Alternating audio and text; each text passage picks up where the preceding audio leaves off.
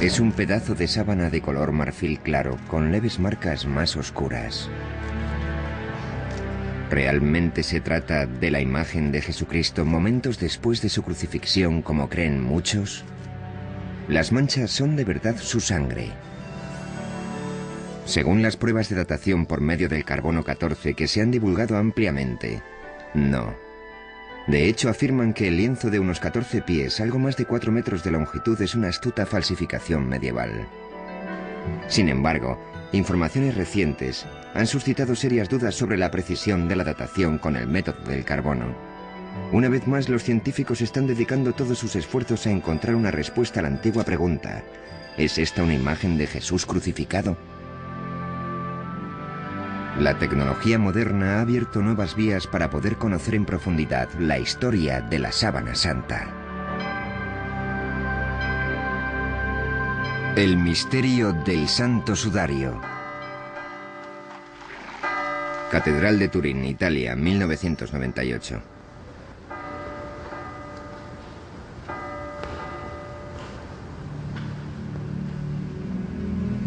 Desde el año 1400, la sábana santa o santa síndone ha salido de su caja de plata en numerosas ocasiones.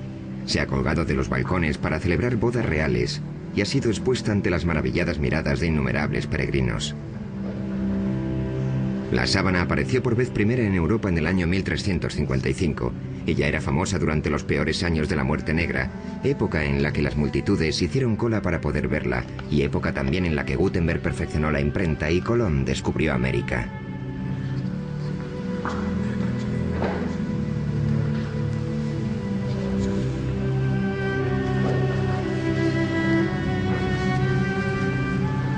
En aquel momento escaseaban las herramientas científicas y las falsificaciones estaban a la orden del día, por lo que resultaba imposible resolver la cuestión de la autenticidad del lienzo. El público en su gran mayoría aceptaba que la sábana era auténtica, pero el debate entre ciencia y religión no había hecho nada más que empezar. En 1898, la Iglesia permitió que se examinara la sábana a través de la mirada imparcial de un nuevo invento: una cámara.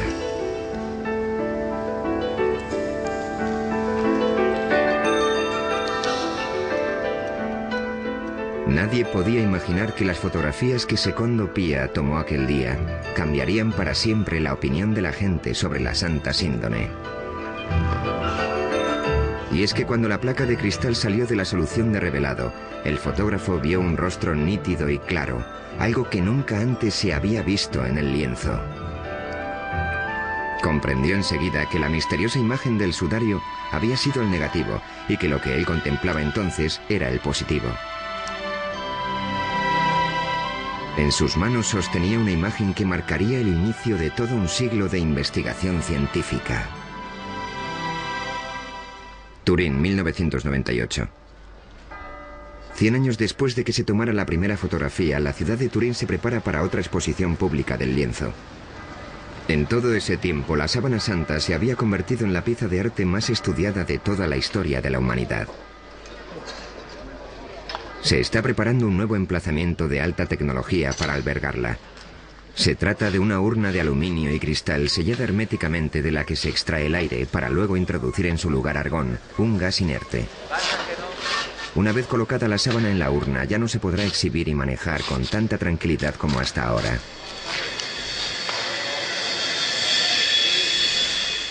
Toda esta actividad puede resultar sorprendente si consideramos que las pruebas efectuadas con el método del carbono son correctas y la sábana, por tanto, no es más que una falsificación. ¿Es solo fe ciega o realmente existen motivos para dudar de los descubrimientos científicos? El lienzo vuelve a estar en el centro de la polémica. Existe una entrada lateral sin señalizar y los guardias garantizan el acceso restringido a la sala.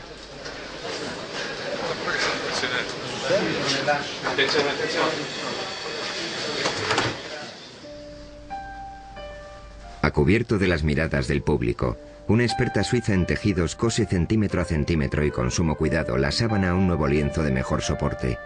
Tan solo una cámara documenta el proceso. Para el conservador del sudario no existe duda alguna sobre quién era la persona a la que una vez cubrió este lienzo.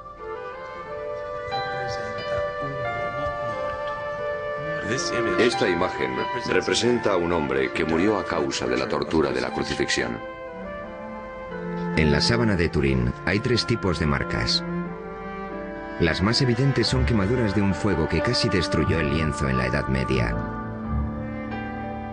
Después está la imagen anatómicamente correcta de un hombre visto de frente y de espaldas. Y en tercer lugar, lo que parecen ser manchas de sangre.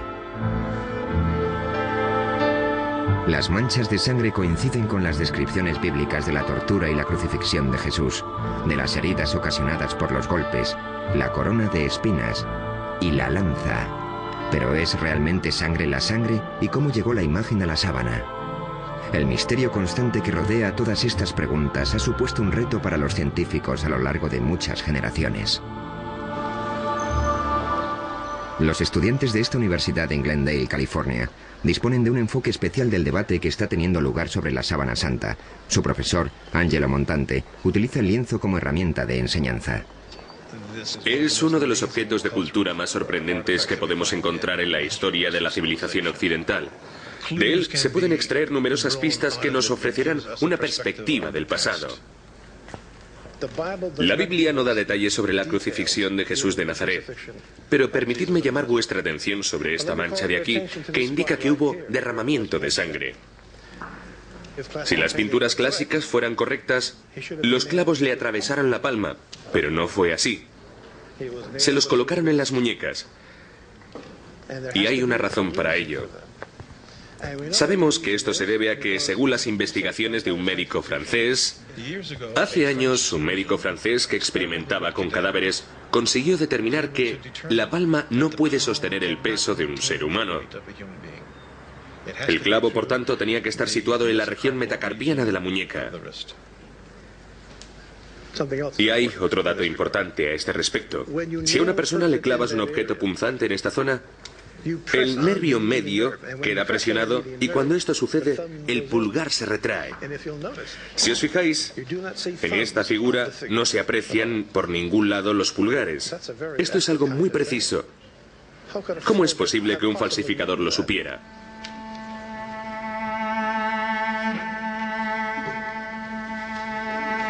Aquí tenemos una imagen mejorada de la sábana. Esta materia más oscura representa la sangre. Aquí vemos más sangre en los brazos y también se aprecia que todo el torso sangra. En un lateral, junto a la quinta costilla, hay una herida sangrante.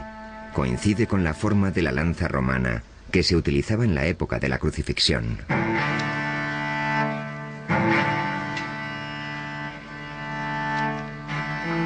En la sábana hay mucha sangre, tanta que no puedes evitar asombrarte de la crueldad de los romanos, que tanto dolor le causaron a este hombre.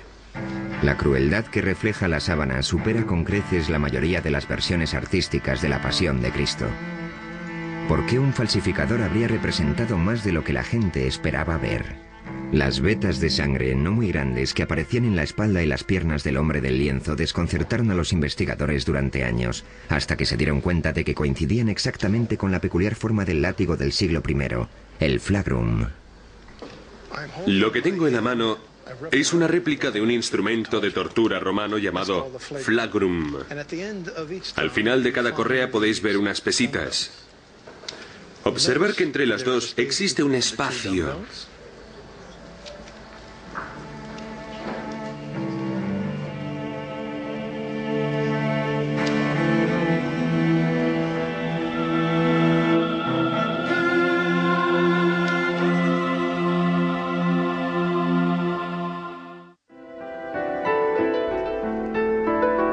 A finales de la década de los 70, un grupo de científicos presionó a la Iglesia para que les dejara examinar la sábana con las tecnologías más avanzadas. Al final llegaron a un acuerdo y el proyecto de investigación de la sábana de Turín, STURP, comenzó sus actividades. El STURP se constituyó con el propósito fundamental de examinar la sábana para determinar cómo se formó la imagen que ha quedado en ella. Pero nos encontramos con un gran problema.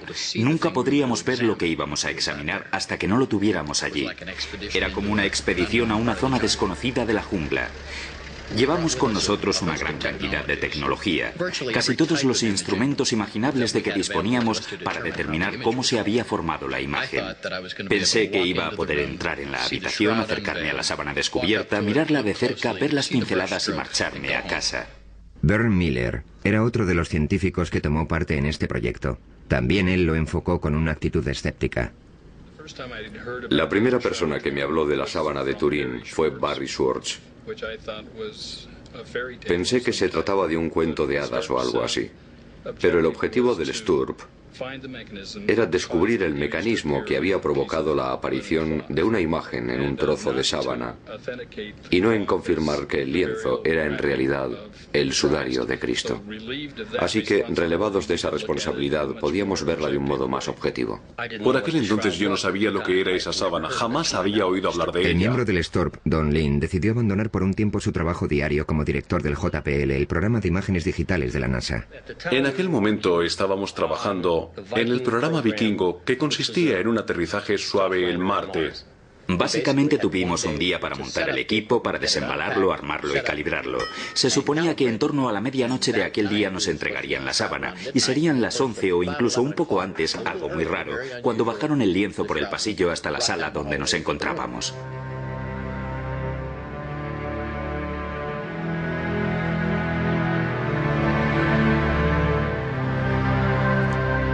Uno de los primeros experimentos que se llevaron a cabo con la sábana consistía en separar la tela del lienzo de refuerzo por una pequeña zona de aproximadamente unos 7,5 centímetros. Eso nos permitió ver la parte de atrás de la sábana, la parte inferior del Santo Sudario de Turín, por primera vez en 400 años. Esta imagen corresponde al momento exacto en el que dieron la primera ojeada a la parte inferior de la sábana.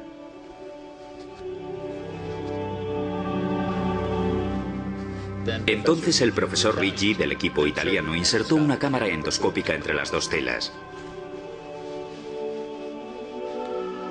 Cuando vi que la luz de la cámara enfocaba la mancha de sangre número 3 desde abajo, apagué las luces de la habitación. Entonces el profesor encendió la cámara y por primera vez comprobamos que las manchas de sangre habían empapado el lienzo de refuerzo como lo hubiera hecho la sangre de verdad, pero la imagen no se traspasó. De inmediato se dieron cuenta de que habían realizado un descubrimiento muy significativo. Al contemplar de frente el sudario, tanto la imagen como la sangre se mostraban con gran nitidez. Cuando la luz se colocaba detrás de la sábana, la sangre seguía siendo visible, sin embargo, la imagen no. Eso era algo que no sabíamos hasta aquel momento y significaba que la imagen no podía estar pintada, pues si no, en el lienzo habría una cierta densidad de pintura que quedaría reflejada en una fotografía de luz transmitida.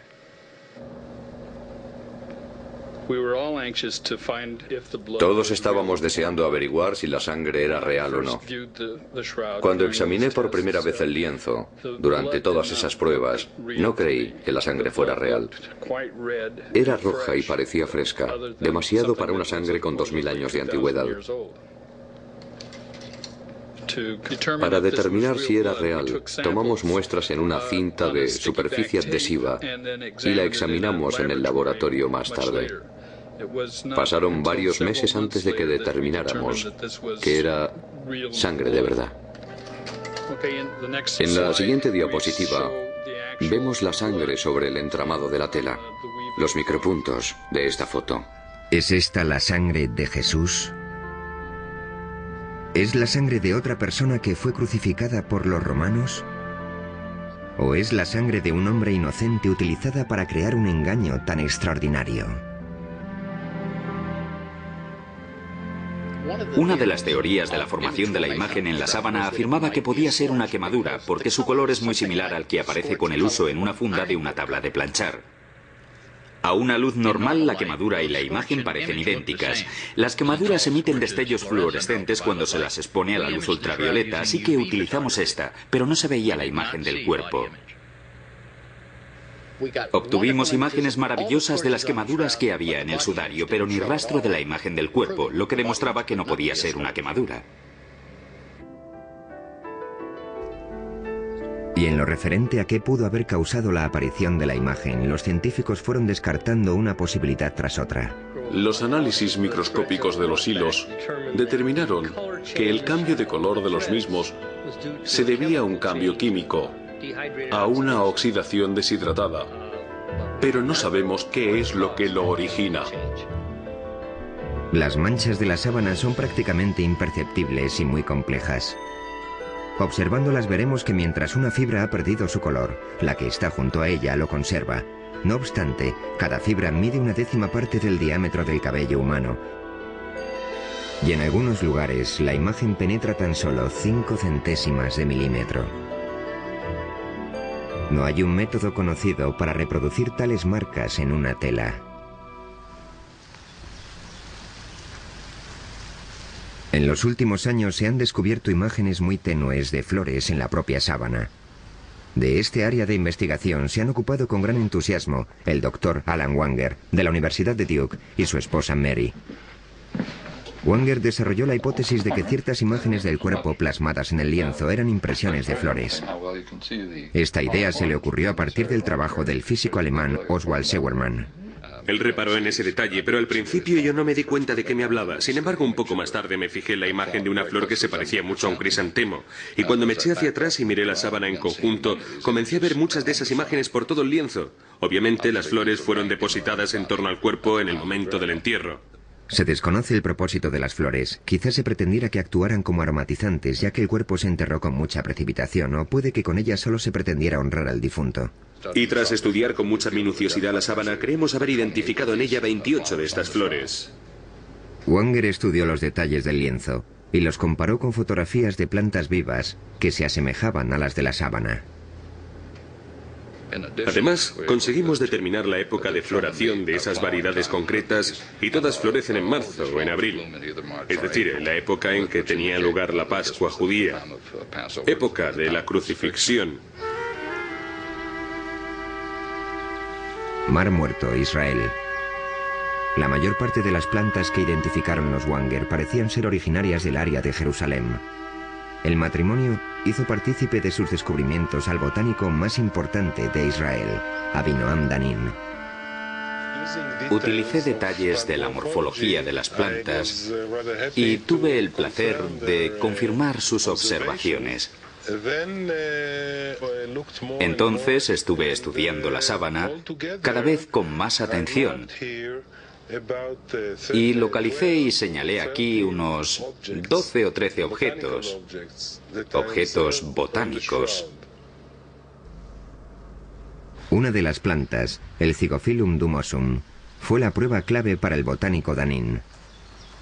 No solo vio su imagen en la sábana, sino que encontró detalles aún más precisos que los Wanger. ¿Descansó esta planta en un tiempo sobre la Santa Síndone de Turín?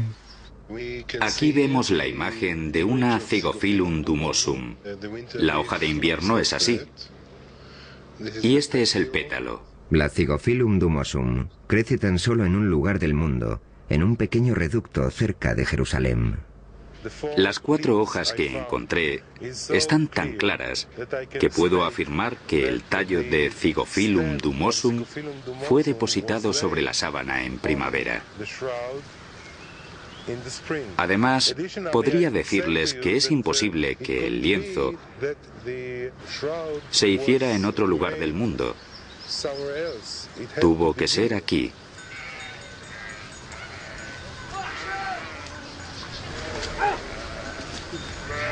Y si había flores en torno al cuerpo, también tendría que haber polen. El polen puede durar miles de años, y a través del microscopio se pueden diferenciar y distinguir todas las variedades. Eran pistas demasiado pequeñas para el ojo humano, que esperaban la llegada del detective apropiado. En 1973, el criminólogo suizo Max Frey obtuvo una autorización para tomar muestras del polen del tejido de la sábana santa y las conservó en portaobjetos de cristal.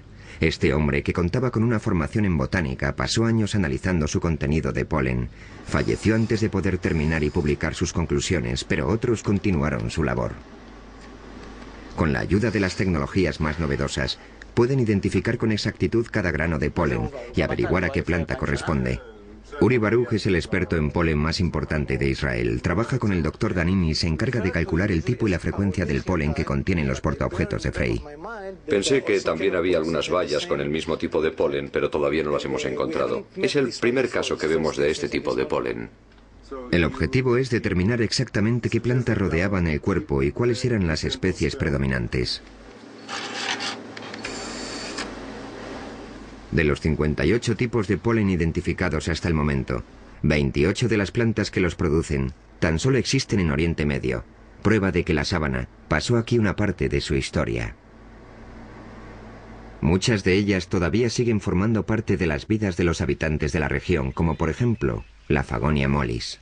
Los bizantinos establecidos al sur del Sinaí utilizan las hojas de la Fagonia mollis para sanar heridas superficiales. Toman los tallos y las hojas verdes, los queman y usan la ceniza para colocarla sobre las heridas. La llaman uraga.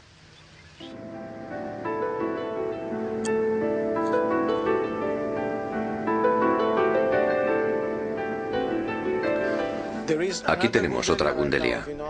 En las placas normalmente hay una gran densidad de polen procedente de una planta llamada Gundelia tournefoti. Esta muestra en particular procede de una zona junto a la cabeza del hombre del lienzo. Puedes ver las espinas, ¿de acuerdo? Aquí hay una, aquí hay una, aquí hay una. La planta que dejó tanto polen en esta zona del lienzo se podría reconocer por su flor, pero es más conocida por otra cosa.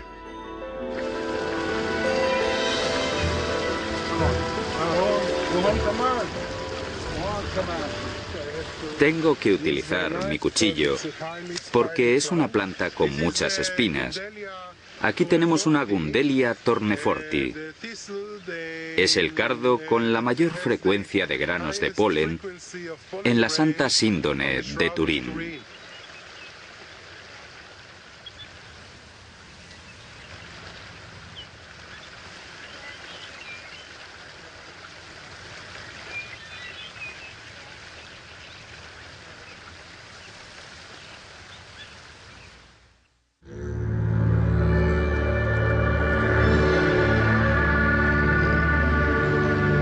En este monasterio ortodoxo griego, en las profundidades del desierto del Sinaí, encontramos una pintura muy especial de Jesucristo conocida como el Pantocrátor.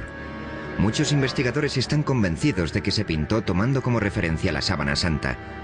El retrato data del siglo VI.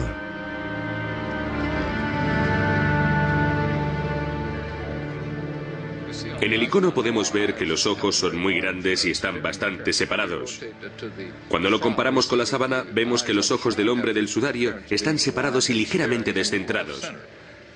Si observamos... El Dr. Banger ha perfeccionado una técnica de luz polarizada para comparar las imágenes de la sábana con otras imágenes como el Pantocrátor. Si giro el filtro mientras miro estas imágenes en la pantalla, una se difuminará en la otra. Hacemos esto para comprobar la exactitud de las comparaciones. En el icono observamos lo que parece ser una lágrima que corre por la mejilla en este punto. Si rotamos la sábana descubrimos que en realidad hay una mancha, posiblemente de sangre, en el mismo lugar. Si bajamos hasta la punta de la nariz en el icono y luego pasamos a la sábana, comprobaremos que la configuración de la nariz es prácticamente exacta. En cuanto a los labios del icono, se aprecia que están agrietados. Y si contemplamos los detalles de la sábana, comprobaremos que todas esas marcas son prácticamente visibles.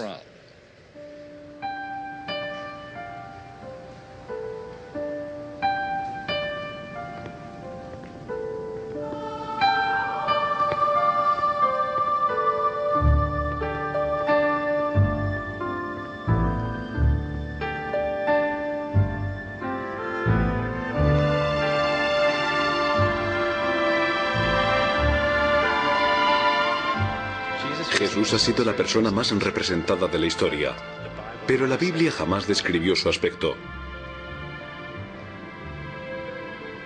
¿Cómo sabemos cómo era? ¿Cómo sabemos que llevaba barba y que tenía el pelo largo? ¿De dónde sacaron los artistas su iconografía? El historiador de arte Jack Riley ha realizado un estudio sobre el rostro de Jesús en la pintura. ¿Existe una fuente común para la representación de esta imagen que todos conocemos tan bien? Cada artista tiene su propia visión del hombre, en actitud sufridora o triunfante, del redentor o del humilde. Sin embargo, a lo largo de los siglos los artistas se han atenido a ciertos parámetros que nos permiten identificar al hombre como Jesús. ¿Cuáles son las directrices que siguen? ¿Y de dónde proceden? Rayleigh y muchos otros investigadores creen que existía un prototipo de Jesús que estableció la pauta a seguir hace siglos. La búsqueda de ese prototipo ha llevado a los investigadores a remontarse a los primeros siglos que siguieron a la muerte de Jesús. ¿Cómo llegaría un artista de esta imagen a esta otra? Aquí tenemos barba, en esa no. Aquí el cabello le cae sobre los hombros y lleva la raya en medio. Ahí no. Este Jesús parece un dios romano. Tiene un aspecto juvenil. No tiene las mismas características. La pregunta es, ¿qué falta? En la década de los 30, el investigador francés Paul Vignon observó ciertas marcas en las pinturas que se habían hecho de Jesucristo a lo largo de muchos años. Estos rasgos llegaron a conocerse como las marcas de Vignon. Ahora veremos algunas. En primer lugar, observen esta línea transversal que cruza la frente de Cristo. Y fíjense en esto, una especie de cuadrado con 3 lados marcados en el caballete de la nariz. Justo debajo hay otro triángulo, en la nariz que es alargada, rasgo muy indicativo de numerosas representaciones de Cristo de aquel periodo. Los especialistas han identificado los ojos, que se asemejan a los de un búho, la nariz alargada y el resto de las marcas de Vignon en la sábana. ¿Acaso la Santa Síndone fue el modelo original de las representaciones posteriores? Aquí tenemos varias reproducciones de algunas pinturas de los siglos XI y XII en las que se aprecian estas marcas geométricas. En primer lugar, justo aquí, en la nariz, se puede ver ese extraño cuadrado geométrico de 3 lados en forma de U. Luego tenemos los ojos, semejantes a los de un búho.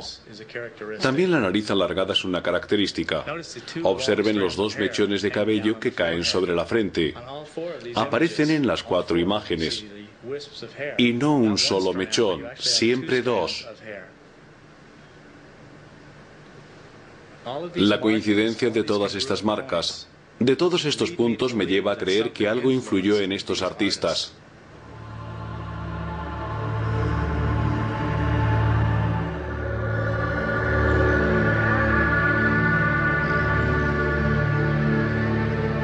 Si la sábana es el sudario de Jesús, entonces su peregrinaje comenzó aquí, en el lugar donde Cristo murió.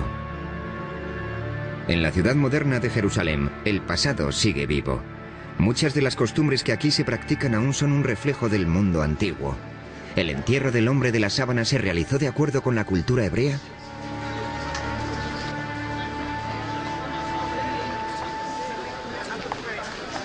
Rabbi Misha Halpern nació en los Estados Unidos y lleva muchos años viviendo en Israel. Está especializado en la vida judía durante el siglo I. Esta es la Vía Dolorosa. Mide algo más de 1,5 kilómetros de longitud. Según la tradición, es el lugar desde el que partió Jesús hacia su crucifixión. De todo el mundo han venido y siguen viniendo peregrinos para recorrer el mismo trayecto que Cristo. 20 shekels el libro. ¿Alguien quiere algo? $4. En aquella época, Jerusalén era una ciudad judía y como tal, Jesús debió ser enterrado en el contexto de la ley hebrea. Los estudiosos de la sábana creen que el entierro de Jesús, aunque precipitado, se realizó como manda la tradición judía. La Biblia judía establece que hay que recordar el día del sábado para que sea sagrado. El viernes por la tarde la gente corre de acá para allá apresuradamente para terminar sus tareas antes de que comience el sábado. Y lo mismo ocurría hace 2000 años. A Jesús lo bajaron de la cruz un viernes para sepultarlo a toda prisa antes del sábado. Porque en sábado no se puede hacer nada. No se puede trabajar, solo se descansa. ¿Existe algún dato que certifique la existencia del sudario en los años que siguieron a la muerte de Jesús? Cuenta la leyenda que un rey que se encontraba en las proximidades de Edesa cayó gravemente enfermo y mandó llamar al sanador judío. Jesús ya había muerto, pero al rey le entregaron un lienzo que llevaba su imagen. El rey Abgar sanó inmediatamente, y el lienzo milagroso comenzó a ser conocido con el nombre de El Mandilión. Así fue como en todo Oriente Medio se veneró el mandilión como la imagen de Cristo, y la ciudad de Edesa se convirtió en un centro para la cristiandad. Mandilión es una palabra que significa toalla pequeña. En esa tela había una cara de Jesús pintada sobre un fondo estilizado y normalmente aparecía enmarcada. Si el mandilión era la sábana santa, ¿por qué en él solo aparecía el rostro? Entonces solo se decía de ella que era un lienzo con una cara, pero Ian Wilson, el historiador inglés, afirma que existe una palabra clave para explicarlo en los documentos antiguos, tetradiplón, que significa doblado en 4. Si doblas el lienzo en 4 partes, al final lo que tienes es un pequeño rectángulo con el rostro en el centro. ¿Podría la sábana de Edesa ser la Santa Síndone doblada en 4 para mostrar solo la cara? La sábana en sí mismo es el mapa que mejor nos permite ubicarla en el pasado. Comienzas siguiendo una pista que te lleva a otra y así sucesivamente. Voluntarios, por favor. En 1978 el equipo del Sturb descubrió un cierto número de pliegues en el lienzo, de los cuales 8 eran bastante prominentes. Lo que vamos a hacer ahora es reproducir la forma en que estaba doblada la sábana. Las fotografías con luces de descomposición demostraron que sí, que realmente la sábana tiene 8 pliegues. Por supuesto, la fotografía no puede decirnos cuándo se hicieron, pero de lo que sí da fe es de que al menos una vez en su existencia, ese lienzo se dobló 8 veces. El resultado sería un rectángulo con un rostro en el medio.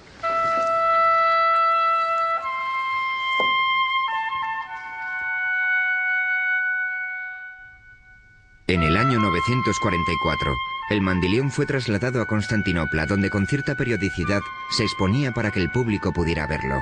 Allí mismo, en el año 1203, un caballero francés de la Cuarta Cruzada dijo haber visto la imagen del cuerpo de Cristo en un lienzo. Un año después, los cruzados saquearon la ciudad y se llevaron el botín a Europa. En este punto finaliza de forma radical el rastro del mandilión y comienza la historia de la sábana santa.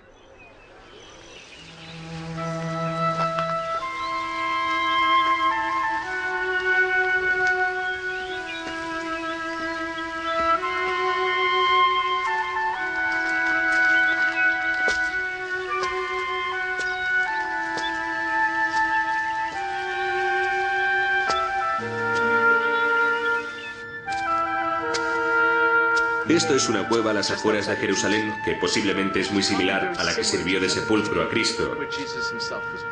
En aquella época estaría cerrada con una roca de gran tamaño, casi con toda seguridad muy lisa debido a la erosión.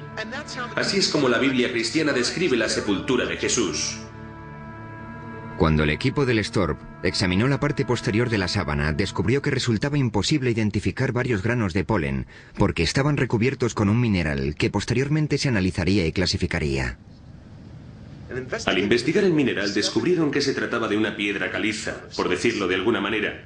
Una caliza muy rara y autóctona de una zona situada en las afueras de Jerusalén.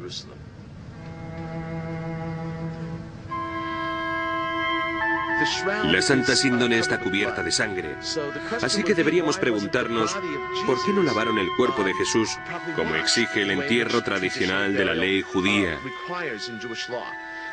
La respuesta podría ser la siguiente. Cuando un cuerpo sangra mucho, no se purifica con agua por temor a eliminar toda la sangre. Esa sangre tiene que purificarse con el cuerpo. Incluso hoy en día, cuando en las noticias informan de una acción terrorista en Israel, por ejemplo, inmediatamente acuden al lugar los rabinos y la gente reza y recogen la sangre de las víctimas que está en el suelo para poder enterrarlas adecuadamente. Según la Biblia cristiana, en la tumba se encontraron 2 lienzos, el sudario y otra sábana.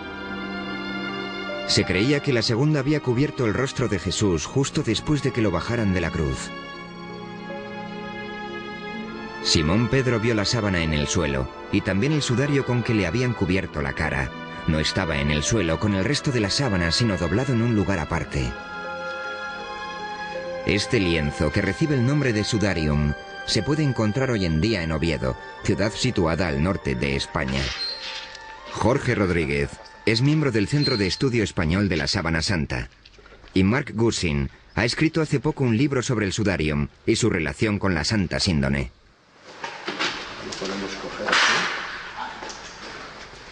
El sudarium está cubierto de sangre, pero en él no hay imagen alguna como sucede en la sábana. Se cree que retiraron el lienzo del rostro antes de envolver el cuerpo en la sábana. Claro, porque es para limpiar. Claro, pues en realidad es un trapo, sí. El lienzo huye del peligro. Siempre iba por delante de los invasores. Escapaba de ellos. Siempre iba más al norte, a lugares más seguros, y allí permanecía. Y esta ciudad era el lugar más seguro de toda España durante la invasión musulmana. Fuera de Jerusalén, su viaje comenzó en el año 614 para escapar del ejército persa, que no cesaba en su avance. Llegó primero a Alejandría, pero se fue moviendo en repetidas ocasiones hacia el oeste, a lo largo de la costa africana, hasta que por fin llegó a Toledo, en la España cristiana.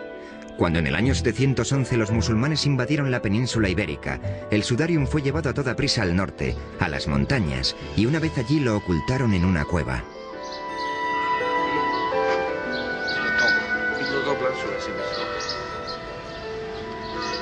Con ayuda de una réplica, los investigadores muestran cómo se colocó la sábana alrededor del rostro, de forma que absorbiera la sangre y otros fluidos de acuerdo con la costumbre hebrea, siempre respetando el precepto de cubrir el rostro de una víctima de la violencia y de mantenerlo tapado para que la sangre no se separara del cuerpo. Esto supone que ha estado cogido así, al pelo. Estas manchas son especialmente interesantes porque coinciden exactamente con las que se encontraron en la parte de la sábana que reproduce la espalda del cuerpo, en el dorso. Son las manchas de la sangre que emanó de las heridas producidas por la corona de espinas y que quedó en el pelo.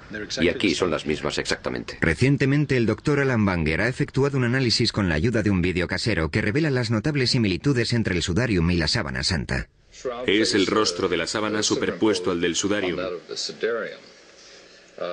De las manchas de sangre, esta es la que aparece más marcada, y una de las que más fácil resulta localizar es esta de aquí.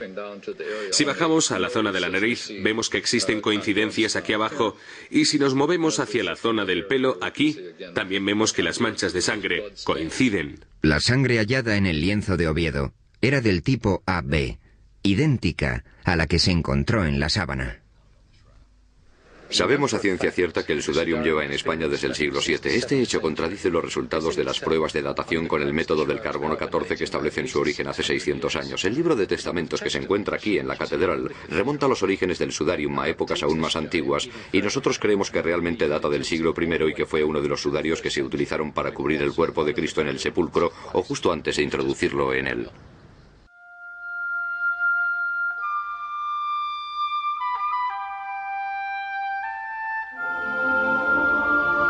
En 1988, las pruebas del carbono 14 concluyeron que el lienzo no tenía más de 600 años de antigüedad. Parecía que tal afirmación pondría fin a todas las investigaciones científicas sobre la sábana. Se aventuraron muchas teorías que exponían la posibilidad de que las pruebas se equivocaran, pero muy pocos científicos estaban convencidos de ello. Entonces, un microbiólogo, el doctor Garza Valdez, anunció un descubrimiento significativo. Sobre las fibras de este antiguo lienzo encontró una fina película originada por una bacteria que podía distorsionar la datación por medio del método del carbono. En 1996, realizó unas pruebas a varias fibras de la sábana y observó que había una capa de material suficiente para poder desviar de forma significativa los resultados de la datación con el método del carbono. El doctor Harry Goff es el inventor de la moderna técnica de la datación mediante el carbono 14. La contaminación bacteriana es algo de lo que no eran conscientes las personas que llevaron a cabo la datación con el método del carbono. De hecho, no creo que nadie conociera su existencia hasta que Garza Valdez descubrió esta posibilidad. Y aunque lo hubieran sabido, los procesos de limpiado que utilizaban no lo hubieran tenido en cuenta. Así que no había modo alguno de que hubieran podido establecer con total exactitud la fecha de origen del material de la sábana. Cuando comenzaron a cuestionarse los resultados de la datación mediante este método, los científicos pusieron manos a la obra para encontrar una forma de separar la película de material bioplástico del tejido original. Cuando el procedimiento para separar la celulosa de la película bioplástica esté bien determinado, creo que estaremos preparados para ofrecernos a realizar otra datación de la sábana con el método del carbono 14. Si se aceptará nuestra oferta o no, es algo que no está claro. En lo referente a la datación mediante la prueba del carbono, existe aún otro factor que, de demostrarse, desestimaría todos los resultados obtenidos hasta el momento: la radiación.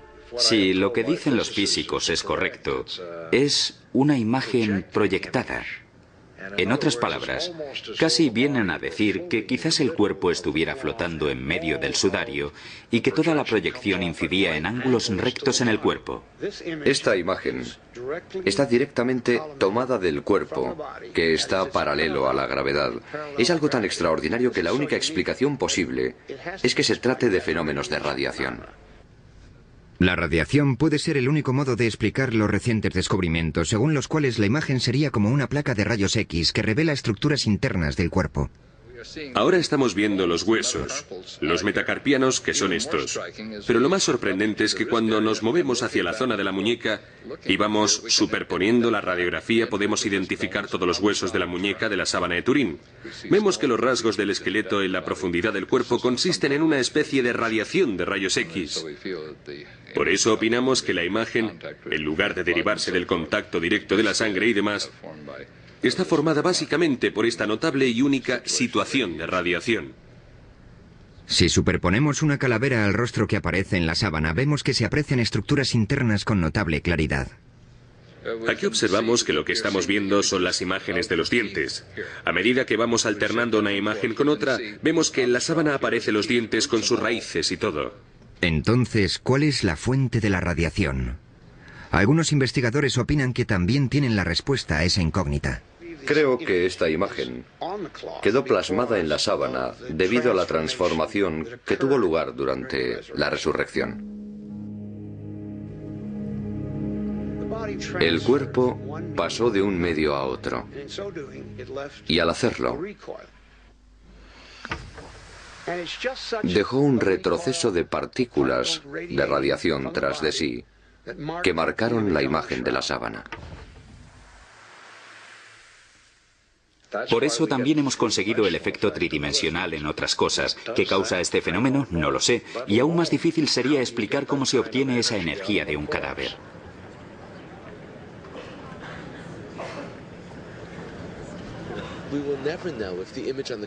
Nunca sabremos si la imagen que se ve en la sábana santa era la de Jesús. La fascinación que produce el lienzo en sí mismo es que nos vincula a todos con una muerte, con la muerte de una persona. Esta sábana simboliza los grandes temas que representa la vida tras la muerte. ¿Hay un mundo después de la muerte? ¿Cuál es el significado de la sábana? No creo que sea esencial para la fe de nadie, pero en el mismo capítulo 20 del Evangelio de Juan, en el que se narra el descubrimiento del sudario en la tumba vacía, también podemos leer las dudas de Tomás. Creo que en el siglo XX sigue habiendo mucha gente cuyos certificados de nacimiento espiritual son de Missouri, es decir, que tienen que ver para creer.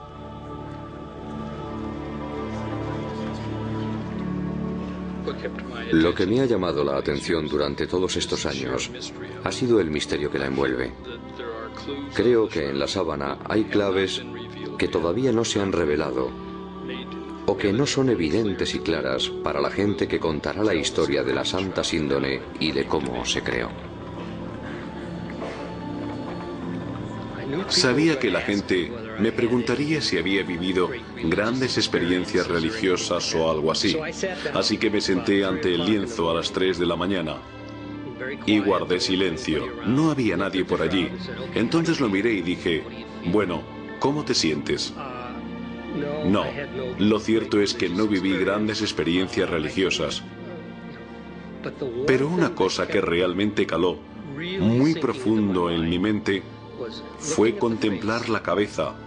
En comparación con el cuerpo, su rostro tiene una expresión pacífica y serena, a pesar de que el cuerpo había sufrido horribles tormentos. Una parte no encaja con la otra.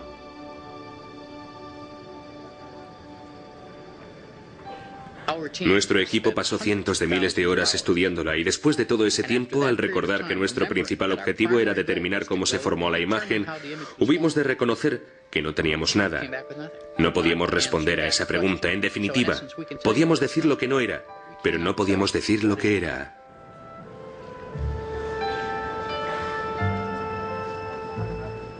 La teología no debería entrar en conflicto con la tecnología. La razón jamás podrá probar la divinidad de Cristo. La ciencia puede exponer una afirmación teológica. Como mucho puede decir, posiblemente este lienzo sirviera de sudario a Jesús de Nazaret. Pero la pregunta que planteó la teología es, ¿quién creéis que soy? Ningún laboratorio científico puede responder a eso. Todavía sigue correspondiendo al individuo revisar las pruebas de que dispone y decidir por sí mismo qué es en realidad la sábana de Turín.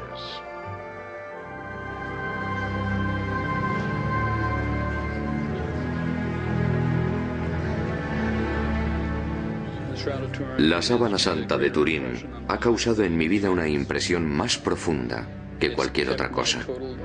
Durante más de 20 años absorbió por completo mi atención.